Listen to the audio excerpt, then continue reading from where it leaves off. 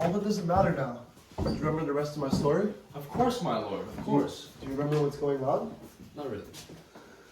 On that ship, I was so sad and distraught that I couldn't even sleep. I felt more punished than those who were shackled because they were staging a mutiny. I was rash and impulsive, but when your plan falls apart, that's the only thing you can do. When our dear plots do fall, and that should teach us there is a divinity that shapes our ends. Rough hew them how we will. That is certain, my lord, that is certain. I left my cabin as my sea coat flowed around me in the salty wind. I looked around in the dark until I stumbled upon Rosencrantz and Guildenstern's cabin, where I stole the letter they were transporting. I was tempted to open it, then I disregarded all my manners and looked inside. The only thing I found was an order from my stepfather to the King of England to have me executed in order for the King of England to repay his debts. No. Is that really what happened? It's true. For yourself. But now, do you want to hear the next thing I did? Please, just tell me already. I was surrounded by all those against me without even the beginnings of a plan, so naturally, I started to think of what to do. I rewrote the letter to the King of England using my excellent handwriting to emulate the bloat kings. Guess what I wrote? What did you write? A promise of friendship between Denmark and England with a lot of extra fluff about how the two kings would come together to have two flourishing kingdoms. But I said in order for the King of England to achieve this noble goal of prosperity, he must kill the two who delivered him the letter without second thought. How did you seal it to make it look so legit?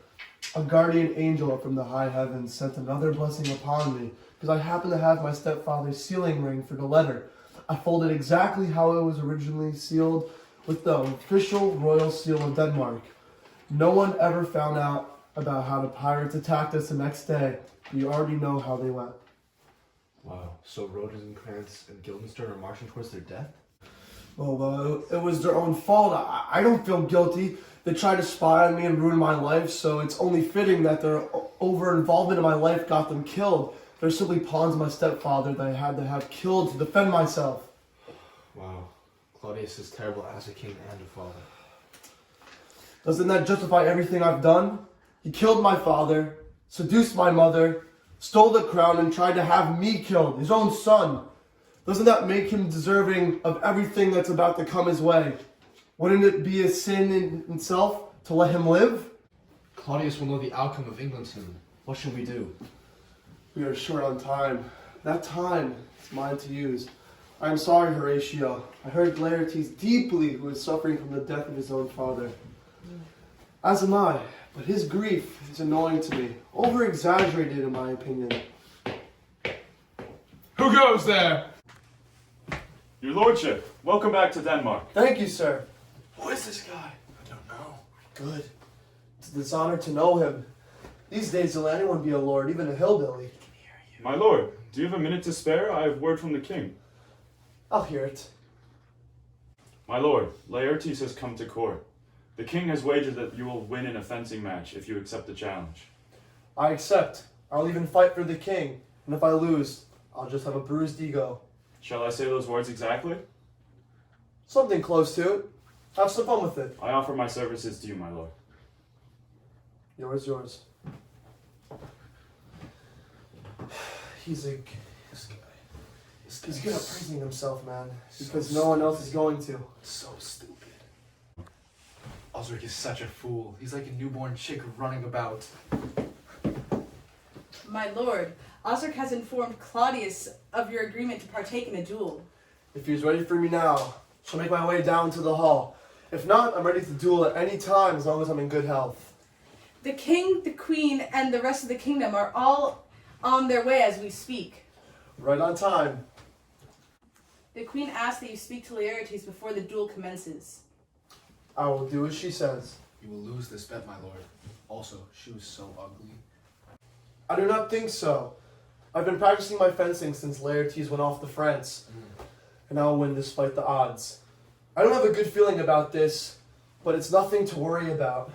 No, my lord. If you have a feeling, it really does matter. It's foolish. The kind of intuition that might trouble a woman. If your mind is telling you something, you must listen to it. I will go to them and say that you are unfit for the duel. Not a whit. We defy augury. There's a special providence in the fall of Sparrow. If it be now, 'tis not to come.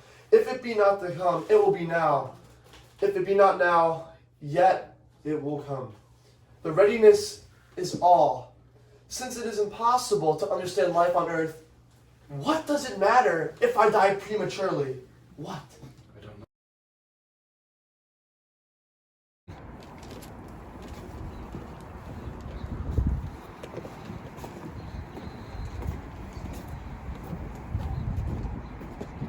Come, Hamlet. Take Larity's hand from me. Give me your pardon, sir. I've done you wrong, but pardoned as you are a gentleman. This presence knows, and you must needs have heard, how I am punished with a sore distraction. What have I done that might make your nature, honor, exception roughly awake? I here proclaim was madness. Wasn't Hamlet wrong, Laertes? Never Hamlet. If Hamlet from himself be ta'en away, and when he's not himself does wrong, Laertes, then Hamlet does it not. Hamlet denies it. Who does it then? His madness, if it be so. Hamlet is of the faction that is wronged. His madness is poor. Hamlet's enemy. Sir, in this audience, let my disclaiming from a purposed evil free me so far in your most generous thought that I have shot my arrow or in the house and hurt your brother. Your words have satisfied the very feeling that stirred me the most into seeking my revenge. But in my term of honor, I remain undecided. I refuse to make a reconciliation until my voice is heard by some experienced elder masters. And I have a settlement that will keep my name from tarnishing. For the time being, I accept the sincerity behind your statements and will do you no wrong. I respect your response and accept it with open arms. I will go through with our wager. Give us the foils. Come, hand me a foil. I'll be your foil, Laertes. Your abilities are much sharper than mine. When the duel commences, your skill shall sparkle like a star in the darkest night. You mock me, sir? No, I swear by my own hand I do not. Osric, come. Hand them the foils. Yes, my lord, I know it very well, but your grace has bet in favor of the weaker side. I doubt it. I've seen you both fight. But since he said to be the better fighter, the odds are in our favor. This foil is too heavy. Let me see another. I like this one. It suits me. Come on, sir. Go put some wine on the table. If Hamlet scores the first or second hit, or quit and enter the third exchange, let all the battlements and their ordnance fire. I'm going to drink to Hamlet's better endurance, and in the cup poison I shall throw. Richer than the crowns of the last 4 kings Denmark, give me the cup, and let the kettle to the trumpet speak, the trumpet to the cannoneer outside, the cannon to the heavens, to the heaven to earth. Now the king drinks to Hamlet. Come, begin, judges, and make sure you keep your eye on Hamlet. Come on, sir. Come on, sir.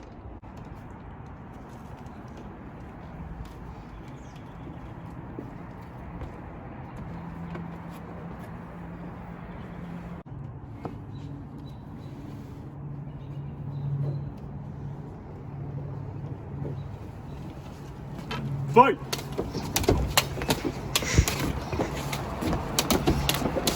One! No! A hit! A very palpable hit! Come, drink with me. The wine is fine. Here's to thy health. Give him the cup. No, I'll play this round first. Set it beside you. Come! Continue! Another hit! What say you? A touch, I confess. Our son shall win. He is sweating and out of breath. Here, Hamlet, take my napkin, rub thy brows. Good manner. The queen toasts to your fortune, Hamlet. Gertrude, do not drink. I will, my lord. I pray you pardon me. Alas, the cup was poisoned. It's too late. I dare not drink yet, madam. By and by. Come, Hamlet, let me wipe your face.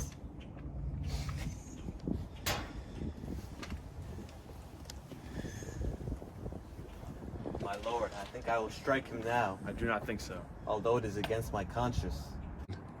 Come on for the third, Laertes. You're just dallying. Give me your best shot. I think you're toying with me. Say you so? Come on. Nothing neither way.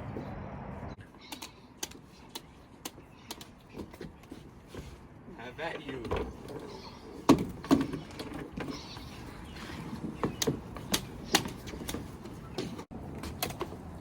Stop the fight. It's over. Nay, come again. The queen has fallen. Hamlet, there's blood on both sides. How do you feel? How are you, Laertes? Why, I'm like a bird, caught in my own trap, killed by my own treachery. How is the queen? She can't stand the sight of blood. No, the drink, my dear Hamlet. The drink, it is poison. Treachery. Let the doors be locked. Seek it out.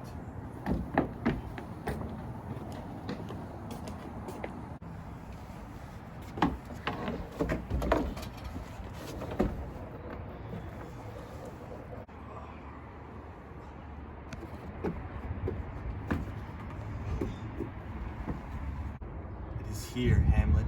Hamlet, thou art slain. No medicine in the world can do thee good. In thee there's not half an hour of life. The treacherous instrument is in my hand, right here. Unbaited and unvenomed, the foul practice hath turned itself on me. Lo, here I lie, never to rise again. Thy mother's poisoned, I can no more. The king is to blame. The point's poison too? Then poison. Do your work. My friends, defend me, please. Here, thou incestuous, murderous, damned Dane. Drink the poison. Is the poison here? No. Then follow my mother.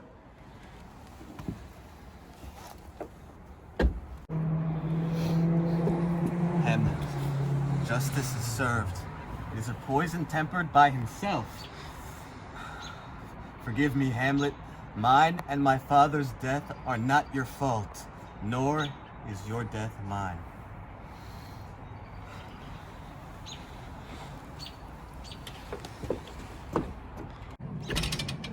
Hamlet.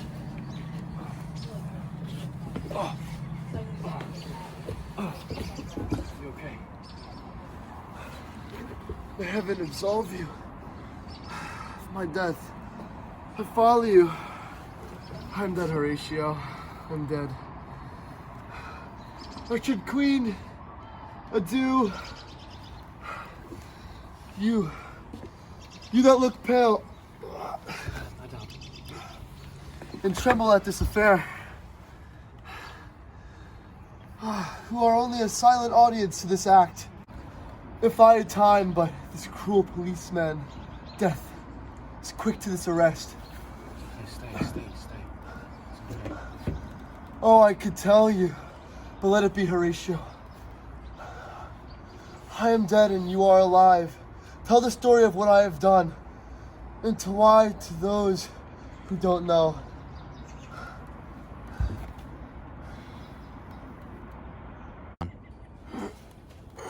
You shouldn't expect that. After all, I am more of a Roman than a Dane. There is still some liquor in the cup. As thou art a man, give me the cup. Let go, by heaven. No. Heaven will have it. Oh, good Horatio. What a ruined reputation I shall leave behind me if today's events go unknown. If thou didst ever hold me in thy heart, absent thee from felicity, a while and in this harsh world draw thy breath in pain to tell my story. Horatio, I am dying.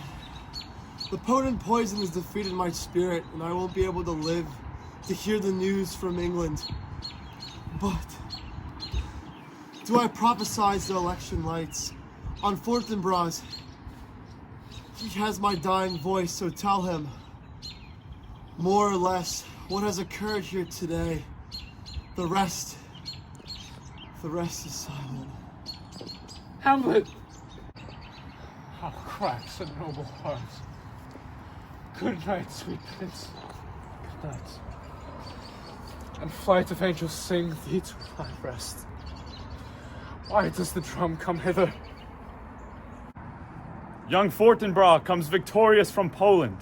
To the ambassadors of England give this warlike volley.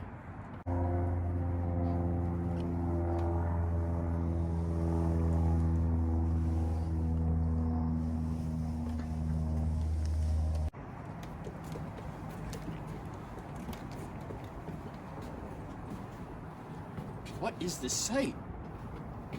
What is it you expect to see? Woe or wonder, cease your search. The scene cries on havoc. O proud death, what feast and toward in your eternal cell, that so many princes at once were bloodily killed. The sight is dismal, and our messages from England come too late. The ears that were meant to give us hearing are now senseless. We were to tell his commands that are fulfilled. Rosencrantz and Guildenstern are dead. Where should we have our thanks? Not from his mouth, even if he had the ability of life to thank you. He never gave orders of their death.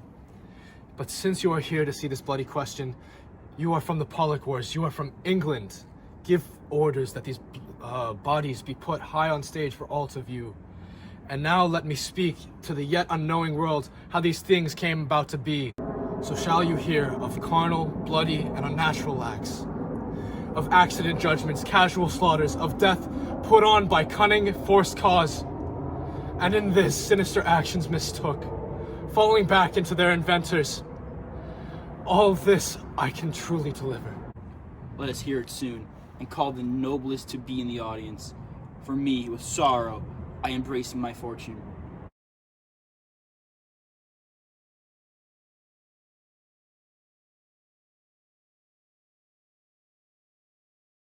If thou didst ever hold me in thy heart, absent thee from felicity a while, and in this harsh world draw thy breath in pain to tell my story. He's dying, he wants his friend before he dies to be able to put up with the pain and tell his story, and there you go. All right, enjoy. Yeah. Okay. If thou didst ever hold me in thy heart, absent thee from felicity a while, and in this harsh world draw the breath and pain to tell my story. So in this excerpt from Hamlet, Hamlet is speaking to Horatio before Hamlet dies, and he's asking him to tell his story, all the anguish, all the turmoil, all the drama and frustration and treachery that has gone on up to this point, so that what has happened won't be in vain, that others will be able to understand and maybe even learn from what Hamlet's story and journey was. And in light of that, and echoing an old cliche of history has too often the opportunity to be repeated because individuals don't heed mistakes, this is pretty apropos in correlation to the understanding of history because of the fact that in knowing this and spreading the word with regard to what Hamlet is so emphatically trying to tell his best friend to do, that will allow for the opportunity to hopefully allow healing and maybe even things of this nature to no longer happen again, and to deem or heed lessons from the unfortunate things that happened to Hamlet during his life.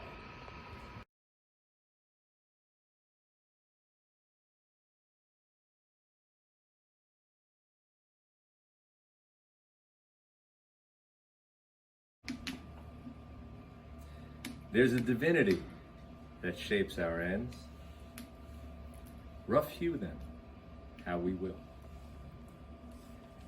Hamlet speaks these words late in the play, mark an acknowledgement on his part, the change in character, a shift in his mindset. The words rough hew them mean take the ends, put them together, roughly, because you don't have full control. You must resign yourself to fate. Fate will place the situations in front of you during which you must act. And this is the exact situation Hamlet faces. You see, he deliberates at length with the assistance of his father, the ghost. What should I do? How should I do it? At some point, it drives him to near madness.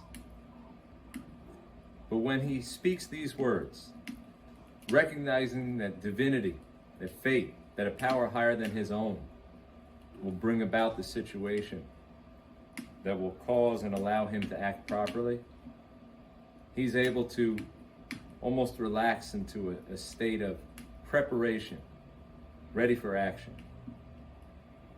There's a special moment in the play. It's a moment where Hamlet recognizes in himself the strength to be active, to be forceful. And when that moment arises, and the poison presents, he does exactly what fate has prepared for him and acts. Rough hewing is end.